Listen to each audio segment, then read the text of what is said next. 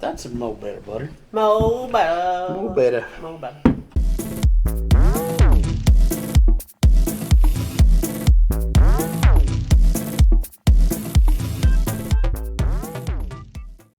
Hey, I'm Craig. John. Welcome back to ConBroSationalists. Been a minute. It's been a minute. It's been a crazy. Yeah, it's late. I feel like the last time that you and I were able to record was Labor Day.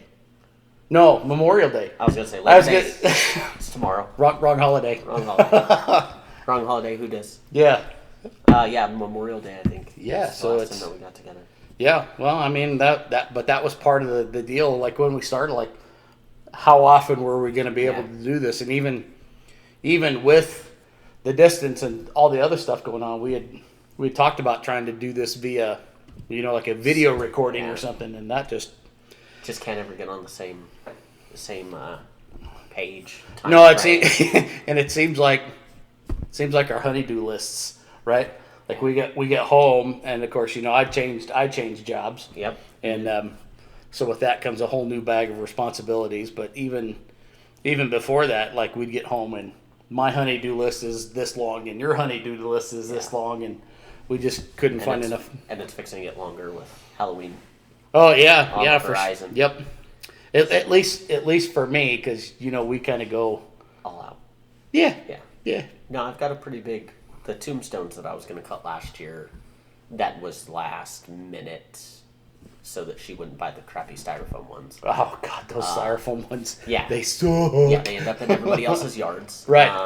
Because it doesn't matter what you do to keep them in the grass. In the grass, right? They just when it blows 40. Yeah. Yeah. They become sails. Yeah. Sails. You just need to tie a string to them and make them a kite, right? Mm-hmm. Yeah, maybe that's the trick. Put a deeper stake with some string. Yeah. So that whenever you get home, they're just flapping in the wind. Like, yeah. Right? No, I've got quite a few. I got to go buy some OSB or something. You know what? Some stuff. You know what? What I did was, and I'll have to show you a little bit later, but I bought foam. The foam insulation. Yeah. And then I bought a cheapy hot wire from, I think it was Amazon. And what I did is, we do the light show stuff. Yep.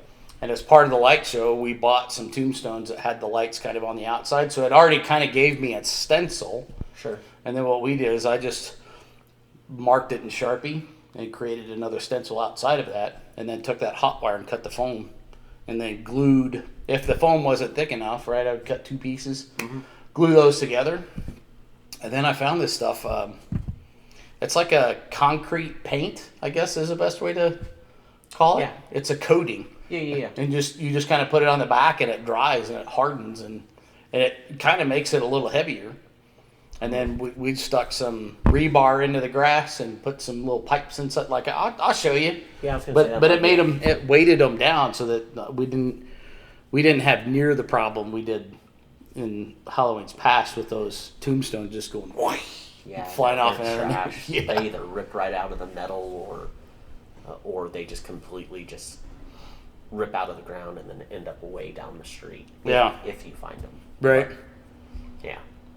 So I've got a long laundry list for the next month. Yeah, well, and it kind of in unison with that with the light show. We have kind of in the middle of our house, we have that giant pixel, what we call the pixel matrix. Yep.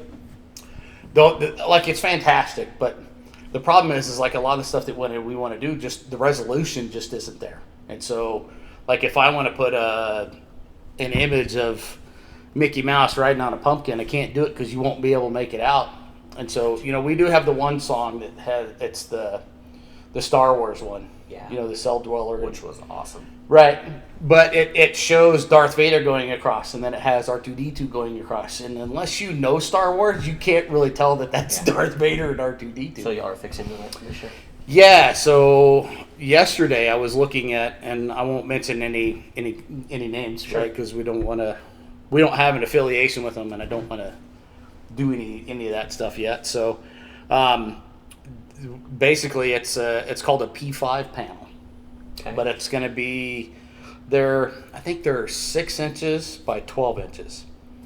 And so I ended up buying 28 of them to replace the, and we did the math, we did the measurement to kind of put it together, right? So it's going to wind up 28 panels, but it's basically going to fit in the same space that pixel matrix is already in now. But the resolution is going to be basically like you're looking at a monitor or TV, right?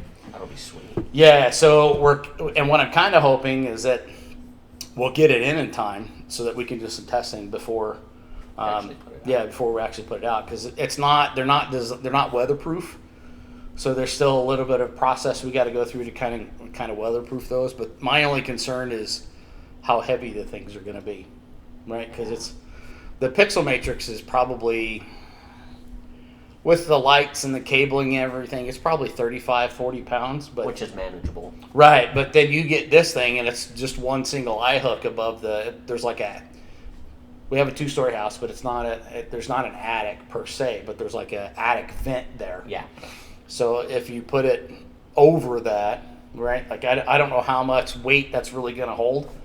So I'm going to have to figure out some alternate mechanism to hold that up there. So I'm a little concerned that my wife, she's like, no, we got to have that right there because it's like the perfect. If not, y'all will be parked on the street and we'll go on the garage door. Yeah. Disconnect the clicker just in case somebody gets crazy and forgets. Yeah. And we had been watching some YouTube videos of other people who have kind of gone to the P5 panels and have built them out. And we watched one guy yesterday. His was enormous. His was probably, like, the reason why we have 28 is because it's only 6 inches high, right? So that 7 times 6 is 43. The existing 42. 43. I can't math. But 7 times 6, right, gives you 42-ish, 42. Right? So the existing pixel matrix is about the same size. So you go 7 high and 4 wide, and with 28 of them, that just gives you, and you basically, even though they're individual panels, they kind of function as a singular display.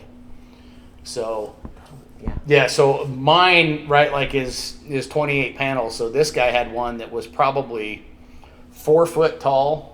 So probably 7 tall, but his was probably 8 or 9 wide because it was. Smokes. Yeah, he had these giant rubber wheels and everything. Like he could move just it. To move it. Yeah, he had a handle, and so what his did is his actually, I think he had a 2-car garage, and it sat right in front of his 2-car garage. See, that may be y'all's plan. Well, if you can't hang it. Yeah, but that might ultimately be the way it's going to have to go. Because I'm sure it's not cheap. It's actually, I mean, comparative to like what I paid for the Matrix originally, it's probably about half the price. Oh, then that's. I mean, it's still $800, but Oh yeah, that's not bad though. Yeah, it's about half the price. So you're talking way more than that. No, that was kind of one of the things as I started looking at to get to close to the same resolution for to kind of update the pixel matrix this year. We were going to spend probably close to that just in the pixel lights, because being flat and it's not quite 25 up and 25 across, right? So it's 20. I think it's 24 by 25 for a total of 600 pixels. But to add in an additional one, I need almost another 1,200 pixels to match. So I was looking at, so 1, I got to find them, right? And 2, then you got to pay whatever that price is. And so the cost I felt was probably going to be more to make that same matrix the same. Yeah, which I didn't even think about the distribution side of everything. Well, which should have been my first thought since I struggle in that world. Yeah. On a 5-day, 6-day-a-week basis. Yeah. So it was just one of those things that, like doing the math, I'm like, okay, but if this works, right? Like if the P5 panel works, then I can take that pixel matrix and use it for other things, right? Because we still have those 4 giant like pine bush tree things. I don't know what you would call them. We still have those we want to integrate. Shoot, man. And so, I mean, we've got most of the house laid out really well, but we still have that one side piece of the driveway, right, with the basketball goal and Yeah. the shrubberies over there. Yeah. We've struggled really. Well, and you've really got to be careful how you manipulate your side piece too. So Yeah. That's kind of funny. I really don't have one. No. Nadine, I don't. No. So that's kind of going to be taking up the next weekend from now until we get it done, right? Yeah. Oh yeah. No. And then we've got deer hunt coming up, and Deer hunt. And we were just talking about that today, and I did not realize that it's the same weekend as Halloween. So you've got priorities that weekend. I've got priorities that weekend. So I mean, I've got Vegas in 2 weeks, which will just be a short weekend trip. Which we got to come back to that because I got to talk about my last trip to Vegas. And then coaching soccer, which is just going to envelop my entire life for the next 2 or 3 months. And then hunt. Right. Hunt and Halloween's at the same time, but then because all of the other holidays. I feel like Halloween's on a Monday. I think it is. I think it's on like a weird Monday or something this year, which is strange. So, and because of my new employer, I have to figure out like how my time off is going to work around that. So, and I know that the crosstown football game is that same weekend, right? I think the Roswell Goddard football game is that same weekend. I have no idea. I think it is. I feel like they're. I don't pay that close of attention. Well, I have just simply because it's always been right around that first. Yeah, month. it usually is right there by it. I haven't seen a schedule though to see. I think when I was checking the football scores from not like 2 weeks ago when Roswell shellacked whoever it was. Well, that was Santa Fe, right? But then Roswell was at home and got shellacked by Hobbs, I think. Yeah. Hobbs smoked them. But I think I was checking the scores the other day, and I thought the NMAA website had the calendar already out. Yeah, I'm sure they do. Because I think that's a district game too, and hopefully by then they'll be vying for something valuable. But hey, if they don't win state again for another few years, that's all right. They won back to back and went undefeated that whole deal. So that was a very, very good team. Very good coaching. Well, the coach is still there. I just think the talent pool is. Well, I mean, you deplete your talent pool. Waned a little bit. So I think the soccer team lost like 16. It was a big amount of their seniors last year. Yeah, I 12 think of them or something. Like it was a good majority of their players were gone, so they've got a pretty fresh new team. Yeah, I feel like they were talking about that they were going to have a young team, so they might not be vying for contention this year. Maybe probably next year. Yeah. But I would expect my nephew's on the team, so I would expect by the time he's a junior, like I feel that they might be a little more competitive, but who knows? I mean, if anything shifts in coaching and they have that change, like that could derail them a little bit too. Yeah. So yeah, you never know. People get burnt out of all kinds of things in life. Yeah. Well, I mean, coaching takes a lot out of you. I mean, we coached 2 teams just in U10, U13, and it was fun during the season, but at the end of the season, you were glad it was right. Well, it was practicing 4 days a week. Yeah, exactly. Well, that's between the 2 teams. Yep, that's just what I was going to say. At least 2 games every Saturday, if not more. Doubleheader Saturdays were always a trick. In fact, our Vegas trip will be the very first week of the season. Oh, really? Unless it gets pushed back for some reason. Oh, okay. So we're gonna have to reschedule our very first week. That's okay. Yeah. It seems like we've got a very excited group of parents. So. Well, and again, I don't know how the season was last year, right? Because it was the first. I think that was their first season after COVID and all the restrictions kind of being. They had a lot of kids out there. I'd be curious to know what the registration numbers were, like how many kids they actually had. It was like 760 to 790. It was high. Oh, okay. It was really high. That's about average, though. I think the most, when we were there and actively involved in the board, I feel like the highest registration number they had was like 850. Yeah. between 850 and 900, I feel like. And one season was always a lot more than the other. Yeah. I just couldn't. I can't remember which one. One, I think it was just the way that they had kind of orchestrated the league, right? There was the period of time for, because I feel like one of the surrounding communities played in the league in, I feel like it was the fall season, and then I think spring was always higher than fall, because in fall you're competing with basketball and football. Yeah, that's fair. So you have, Little League football, Little League basketball, and then the spring is a challenge too, because they're competing with baseball. Which I think now, if I remember correctly, I had just seen something that they made, I think a U14 group, U14 or U15 group.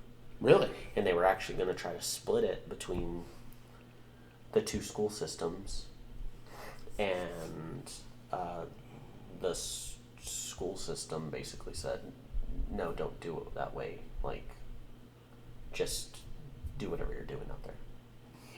Don't include your decision on whether it's going to be this school or this school that they'll end up at come that next year. Or whatever. Oh, yeah. Well, I mean, I kind of get it, right? Like, it's... But I've also always got that assumption that those at that level the school doesn't want you to play. Well, yeah, so it's kind of taken on a liability. Yeah, it's kind of players. taken on a little bit of a different approach now, because I guess there's, again, when I played was in the 80s, right? So it's just been a few years. Yeah. But like in fall I played high school soccer, and then in the spring we always played travel ball. But there was never really this one coach saying to the kids, no, you can't play in the spring because we don't want you to get hurt or injured. Yeah. Because at that time, most of the kids, if they didn't play high school, they weren't really playing anything anyway. Yeah, and it's better to keep them in shape than not. Right. So have them doing something is better than nothing. Right. And of course the system now is completely different, right? So they have, if they play high school soccer and they're good enough, even starting at middle school, they can play middle school, high school, and then go on to college, right? Yeah. And then you've got USL and MLS, and you've got all the building blocks. Yeah, you've got all the building blocks that just weren't there at the time when I was playing. The ODP program, basically. Right. Yeah. So. They've got a way to keep them active, and so that was. I think the first time I had heard that about, well, we don't want you playing anything outside of the school was when we got onto the board. Yeah. And I was at like the first or second board meeting I was at. I was like, wait, what? Why would you do that? I feel like you're stifling these kids' growth by not allowing them to do that. But it's kind of like when what's his name? Deion Sanders, right? Was trying to play baseball and football. Oh, right, yeah. He was trying to be a two-sport athlete. Russell Wilson kind of talked about trying to do the same thing. And yeah. They were like, we've got way too much money tied up in you. Yeah. You don't need to be doing those other things. Well, when you make it to the NFL, right? Like that's kind of the end result of all these other years, right? Yeah. And then I think at that point they want you to focus on one thing, which I can understand, because they do have a tremendous amount of money invested in these players. Well, and honestly, a lot of stuff's coming out now too that shows that that's why a lot more injuries, ACL injuries and stuff, are happening, because these kids are literally from one sport to another sport to another sport to another sport to another sport, and their bodies never rest. Right. So now a lot of it's coming out that maybe we need to stop pushing our kids to do just back to back to back to back things. Right. Their bodies can't recuperate fast enough. No, and especially at the ages that they are, right? They're still growing and forming those things. Yeah. And so I was always a big fan of playing multiple sports, but not multiple sports at the same time that didn't have any any break in between. Yeah. And I think we've talked about it before whenever we were talking about the NFL and how the speed and stuff has changed. Oh, right, yeah. Like the workouts and stuff that they're doing these days are a lot more strenuous, I think, on these kids than what they probably were, since the speed of everything has just accelerated. Yeah, I'm not I'm not doubting that at all. Yeah. I think and again, my reasoning for wanting kids to play multiple sports is a handful of things, right? So at the young early age, say from like 8 to we'll just call it 14, right? Like they're they're still kind of figuring out the basics on a lot of these sports, and they don't know if that's the sport that they're going to want to play. So why commit them to something if they're not going to be happy with, right? That's just Let just them kind of try my out take. a bunch of stuff and Right. see which path they want to go. Right, but then also what it does is it helps them develop skills that they may not necessarily think about that they need in another sport. Like basketball teaches you speed and agility, right? Because you have to be able to pivot and stop on a dime, right? Depending upon where the ball goes and how you're playing your defense and all that kind of stuff. And that translates very, very well into soccer because you have almost the exact same movement. Yeah. Right, so it's getting them used to that rapid movement. Baseball's fantastic because you have to sprint for short bursts, right? Which is what happens a lot in soccer. Yep. So, all you can find the similarity. Similarities. Yeah, let me cut. Take two. You could always find the similarities in the sports, right? Yeah. And tie those all together, and it's just it's really interesting to watch. Kobe Bryant, right? Probably one of the best NBA players of all time. When he was in Italy, you know what other sport he played? No. Soccer. Did not know that. No, he played soccer in Italy while he was doing basketball, and it was specifically for we want him to develop these other skill sets, Yeah, right? the footwork and not to mention he was pretty damn good at it too. Well, I mean, he's just one of those athletes. You know Right. what I mean? Yeah. Like he probably could have picked up anything and been good at it. Yeah, exactly. Yeah. Well, I mean, he won an Oscar for I think it was Dear Basketball. Did you know that? It was an animated cartoon that he wrote, and it was about his journey in the NBA and all. Yeah, if you ever get a chance, and you two out there, if you ever get a chance, watch that because it's pretty, especially in light of the way that his life abruptly ended, right? Yes. I didn't know that until like all that news started coming out, and I feel like a lot of his life kind of got, it was in the forefront for a long time immediately after the helicopter crash, but then it kind of got put on the back burner because of what happened with COVID and the life cycle it took. But yeah, that Dear Basketball is really good because it talks about the things that he would do as a kid to learn, to develop that passion for basketball, and then what the NBA and everything that he had done had given to him, and then what he was trying to do to kind of get back. But it's if you have some time, it's a definite worth watching. Yeah. I feel like it's maybe 8-10 minutes long. It's not very long. It won't take up a whole lot of your time. But yeah, he won I'll have to check it out. he won an Oscar for that. So interesting little nugget of knowledge. Yeah. I think one of the other important things about this whole sports conversation that we're having is, especially on the kid level, is it gives them a safe place for The safe space, right? however long that they need. So the more sports that they play, that's them out enjoying other people in a positive atmosphere for the most part. Yes. There are some negatives that come along with sports. But a positive atmosphere where otherwise they could be getting into things that maybe they shouldn't. Or it gets them. I think you and I talked about this when we coached it. We didn't have the most talented kids in the world. Nope. And it was one of those things that we felt like for a lot of these kids, like, hey, get out of mama's hair and go play soccer, right? Yep. Cheap babysitter. Yep. But what you hope for is that you instill in these kids the ability to reach out to one another and have, and give them all that safe space for an hour a day. Yeah. 2 hours a week. I think we had them at most like 3 hours in total, right? Yeah, 2 hours. 2 hours of practice. 2 hours for U8, and I think it's 3 hours for U10. Right. Which I think U13 is the same. I feel Yeah. like we were practicing the same amount of time for our U10, U13 Yeah. teams. Yeah, and so, and in this day and age with bullying and everything that's going on, it was. I think what it does is it helps them understand how to deconflict some of those things a little bit because they get you get them going after a 50-50 ball and they have a stick drill and somebody gets hurt or whatever, you want them to again, embrace that compassionate side and said, hey, I'm sorry, I apologize, right? But a lot of times you just don't see it. You don't. We were in Rio Doso a couple weeks ago for a birthday party for my buddy's daughter's birthday party, and his stepdad absolutely wore somebody out on the track. Like, she had spun out and he came around the corner and just couldn't do anything about it. Right. And literally went and like tracked her down after the race and was like, "Are you okay? Like, I am so sorry." While there were some other knuckleheads on the same course. Oh, right, yeah. Like, literally trying to just trash people. Yeah. So, like, that compassion, it's very, very lost in most spaces, but right. there still are good people out there that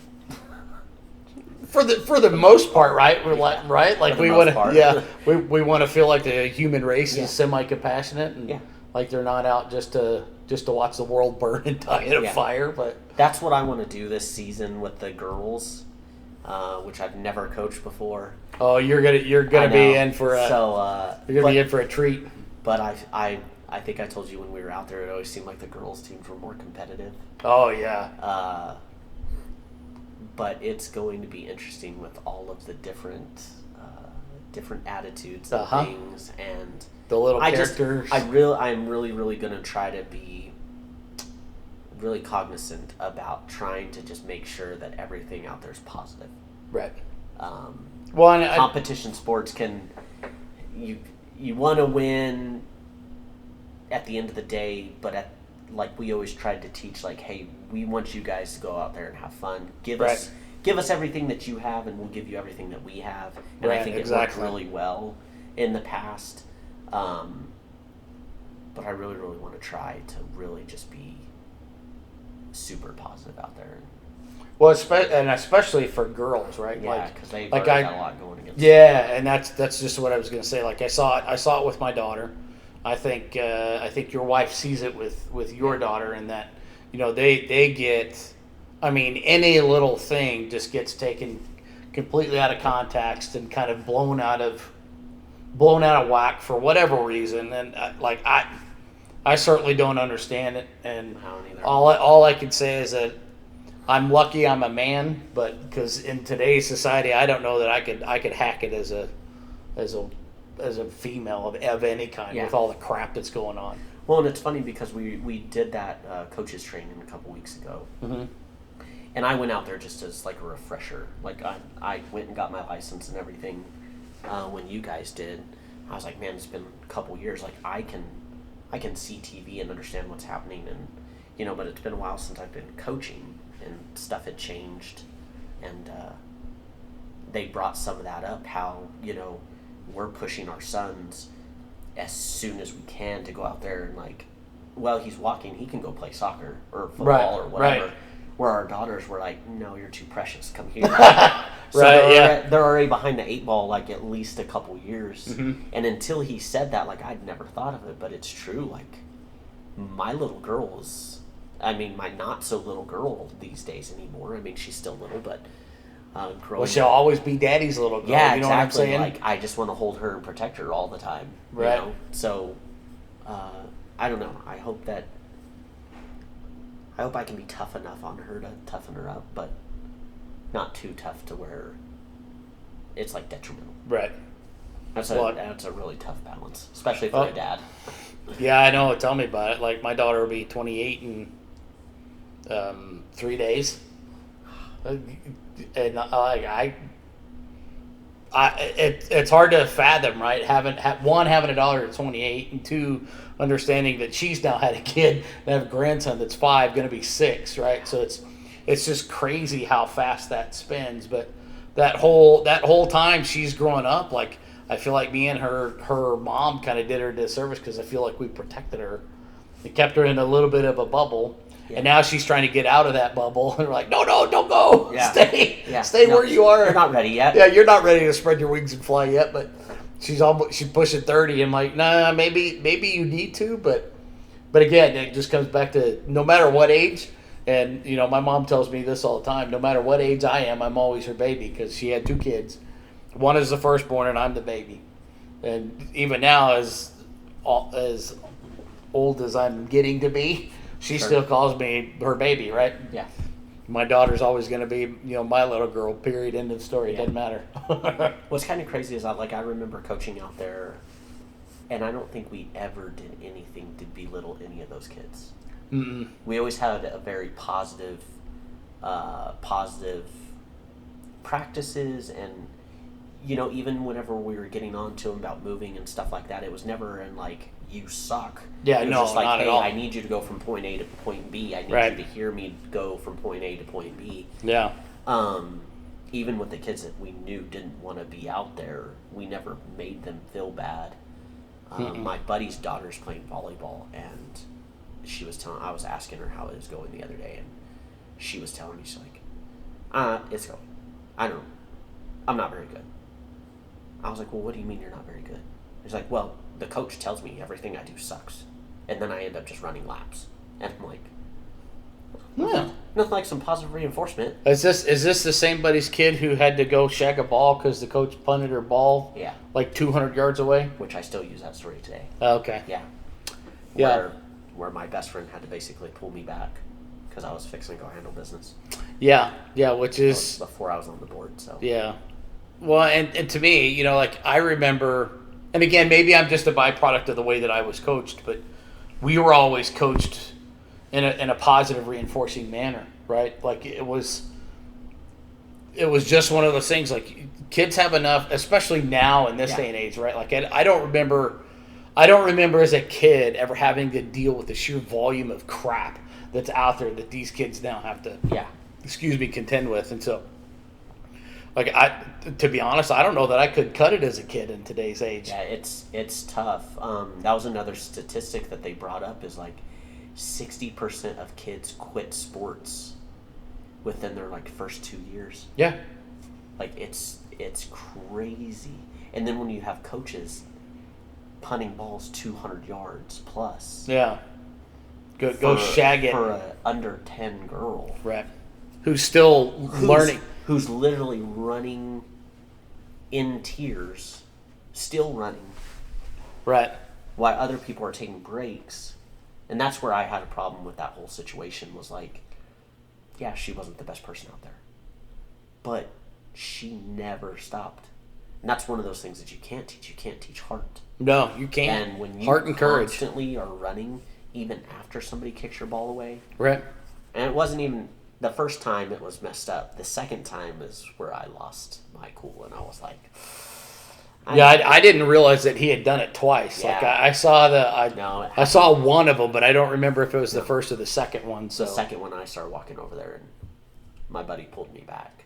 He's like, that's the assistant, or was fill-in coach. I'll talk to the head coach whenever he comes back. And I was like, well, somebody Yeah. needs to say something. 'cause Yeah.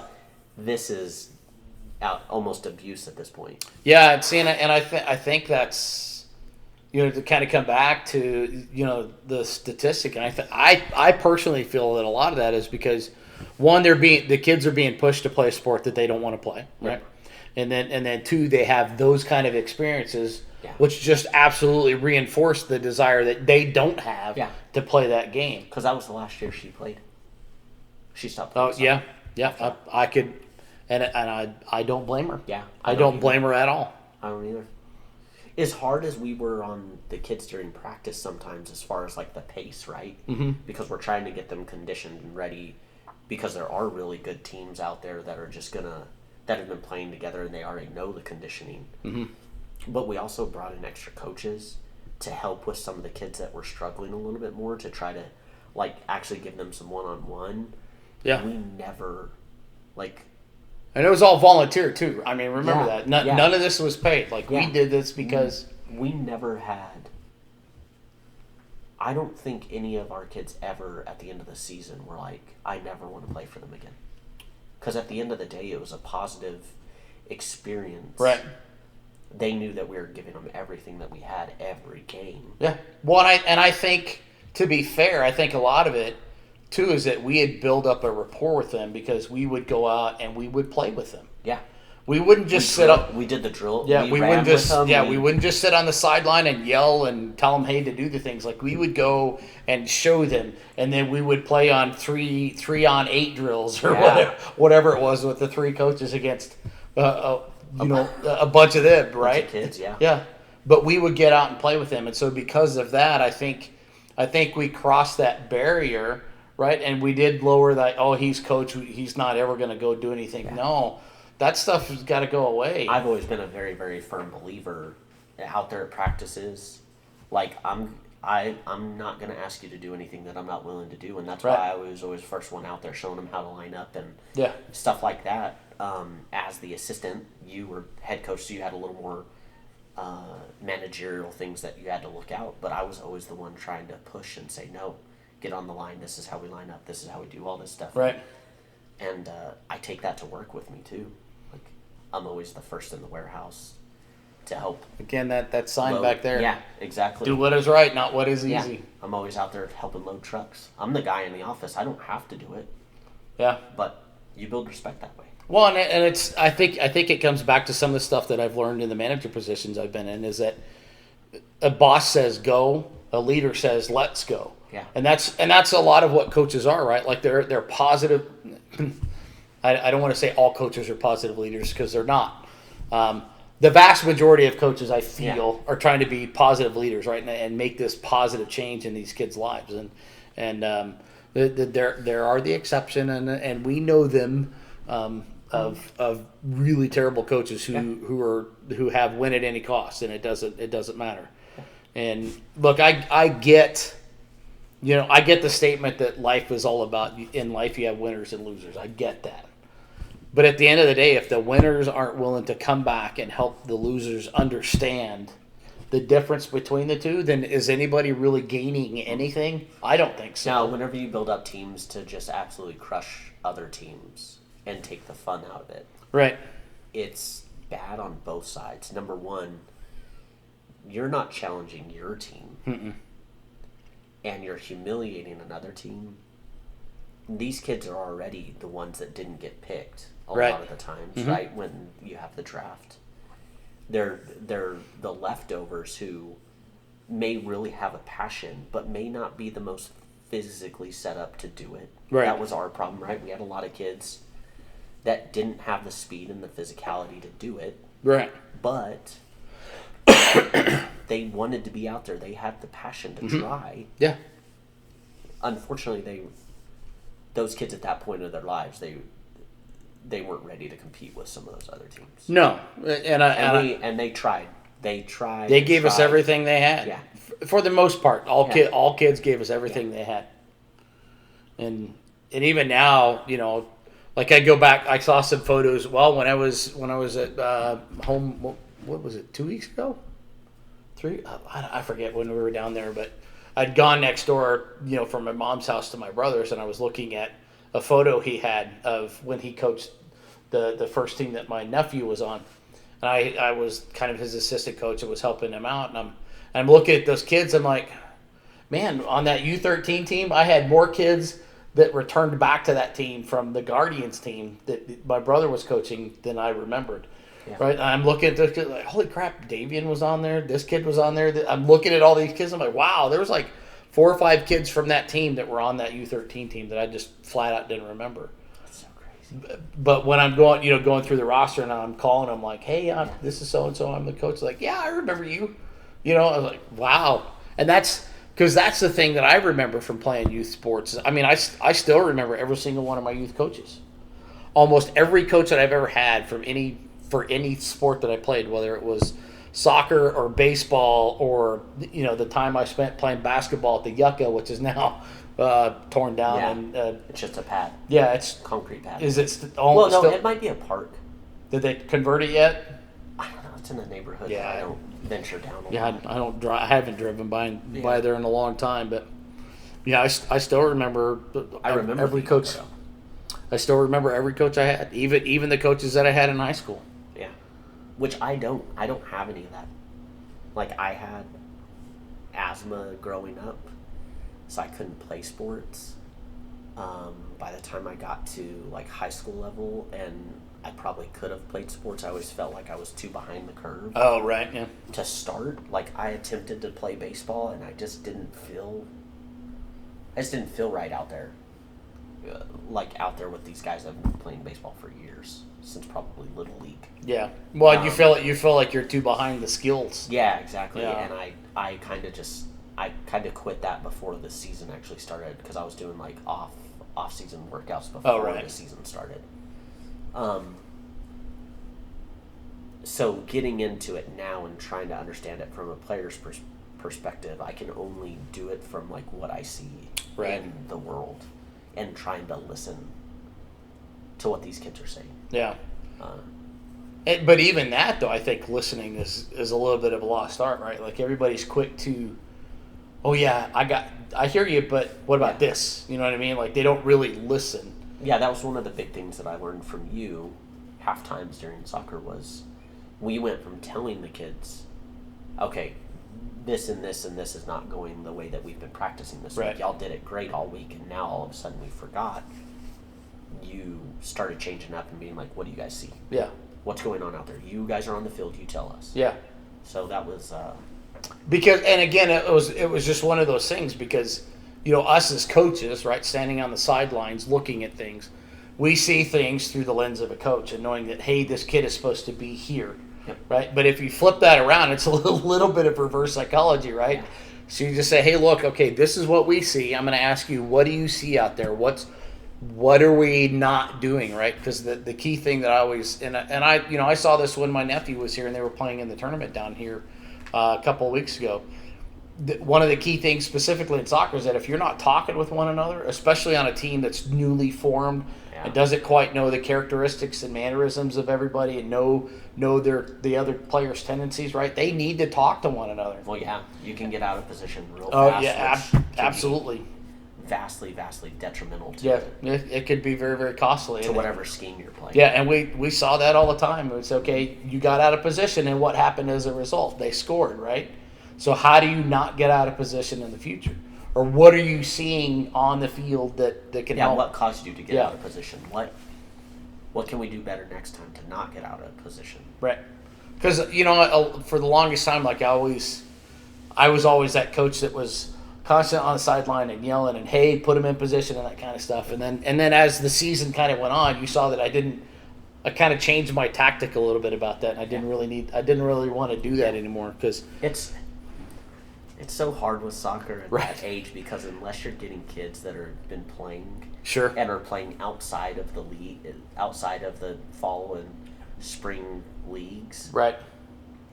The travel teams and stuff, like those kids, even U13, before they head off to middle school and high school, don't understand positioning. Yeah, and that's one of the craziest things to me. Like, I mean, you move up and down and left and right. And as long as you stay in your little zone, usually you're okay. Right. If you could get them to get to that point to where they could cross back and forth between the two, that would be... Learn what making a run is. Learn what an overlap is, right? Like, and unfortunately, like... If you've got the run, take it, but Joe needs to fall back. Yeah. And take your position, and then as soon as the play's over... Timmy's got the ball, and John's got the defender, or James or Jason or whoever has got the defender on him. Timmy, run with it, right? Take it. Carry it as far as the defender lets you. Passing it off. Yeah, just carry it with you. If they give you the space, make a run. Yeah, but just to get kids at that age to understand, hey, I need you to move up to this point, but no farther, unless it's a penalty kick, and you know what I mean, and no more than this far over towards the center of the field, right? Unless it's a penalty or something. Right. Is just, I mean, we went full seasons and still... Oh, yeah, no, I just... couldn't... The kid's still out there running around. Not even close. Yeah. The tactics on some of those things just absolutely elude kids. Yeah. But it's funny, like they can't figure out the tactics for soccer, but you put them down in front of an Xbox, and they can tell you everything you need to do to beat Halo. Yep. Or, the Division 2 or... whatever the trending first-person Fortnite, right? Yeah. They can do the stupid dances, but they can't run a freaking I think it's because fire drill. I think it's because the field is so big. it's too hard division for them. A full field, especially whenever you've got kids not showing up, so Right. you're having to move kids around to even practice, and a lot of times you're practicing on a smaller field than what you're actually playing on. So to get them to understand positioning and to actually see a full field without it actually being there is I think one of the part challenges. problem. Well, that's one of them. But one of the other challenges is the fact that in the younger divisions they're playing 4-on-4, and then it goes to 6v6, then it goes 7v7, then it goes 9v9, and they don't ever really play 11v11 until they get into middle school. Yeah. Right, and that's if they stick with it long enough. So a lot of times you're having to modify the kind of the coaching perspective because they're not seeing everything the same way. Yeah. So you have to so you got 6 kids and a goalie, so it's 7v7, right? So you have to say, okay, well, if I play a 4-2, do they know what 4 is? And do they know what 2? Like something that you think they should know, they don't really understand. You got 4 in the back and 2 in the front, right? And so because of that, the tactician and the formation changes, but. Those kids at that age, and that's why I said, like, I'm not going to worry about formation. We got 3 up front, we got 3 in the back, and just to have at it. You know what I mean? Yeah. Especially with the U8, the U10 kids. You try to change it a little bit more. Yeah. But at the U13, they're that's as close to them playing a full 11v11 that they're going to get. And most of the kids, until they age out, like that's probably the most soccer they're ever going to play. Yeah, exactly. Yeah.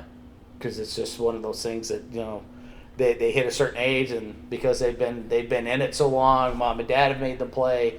They never really got good at it, so to speak. They were just there as that. Oh well, I got to go take Timmy to practice for a few hours. You know what I mean? Well, and concussions are becoming a bigger thing too. And, Sure. And maybe that'll end up in bigger soccer teams. And more people out there trying for it, just because soccer is dangerous. Kids get really hurt out there. A lot of collarbones and stuff broken. And the amount of injuries that happen from a non-contact sport, it's kind of, I don't want to say alarming, but it's a lot higher than I ever expected it to be. But there's a lot of ex-NFL players and stuff like that. They're like, I'm not going to let my kid play anything but tag football. Yeah. Like CTE and all that stuff. Oh, it's not a joke, man. A lot of people, I think, now are a little more cognizant of it now that the NFL's put so much into it. Right. Well, I mean, and we talked about that before. It's unfortunate that the only reason why, the only reason why is because the players who felt like, hey, there's something not right here. Yeah. You guys need to do more research, right, and figure out what's going on. And it's it's those sacrifices allowed them to make those gains in medicine. Yeah. Right, to make us all as aware of it, and as a coach, it's one of those things. You never worry about it, but because you don't, as a kid growing up, like it wasn't part of the culture. Yeah. Well, it is now because they've recognized that all the these potential people that had complaints and these weird things happening to them and acting different after they leave their sports careers, and right, sometimes ending up in really bad situations. Right. Now they've looked into it and they have proof that, hey, all these shots to the head did do some damage. Yeah. These people weren't crazy, come to find out. They had legit concerns. Right. Imagine that. Somebody in medicine knowing what they were talking about. Right? Science. Yeah. Science. Who needs it? Yeah. Who needs that? So... I think that's enough for the catch-up one this time. So, anything else to say on that? No. Sorry it's been so long. Welcome back. Yeah. Welcome back. And again, we're still getting our legs under us on this. Like I mentioned early on, I have changed my career path. I'm still in tech. I'm just a little bit higher up the food chain now. I'm no longer at one governmental agency. I'm back out in the real world. So. I've had some staffing issues. Yeah, it's just been kind of crazy. So, and it's caused me to work a lot more. Yeah, well, it's just the way of the world right now. It's when you're El Jefe, I mean, it just you're El Jefe Chingon. I don't know about Chingon, but and I'm not. I saw something I saw something the other day that I sent to a buddy of mine that I worked with out here before, and it said, "I'm gringoing. I'm like a regular gringo, pero más chingón." Yeah. It's like, mate. So I sent him a text. I'm like, dude, is this me? He's like, yep, that's you, Yep. El Gringon. I was like, oh, that's funny. I got to remember that one. Yeah. So, I don't really have anything else on that. Yeah. I think we've got a couple other things that we're going to try and get done while we've got this time. So, I'm Craig. John. We'll see you in the next one. Yeah.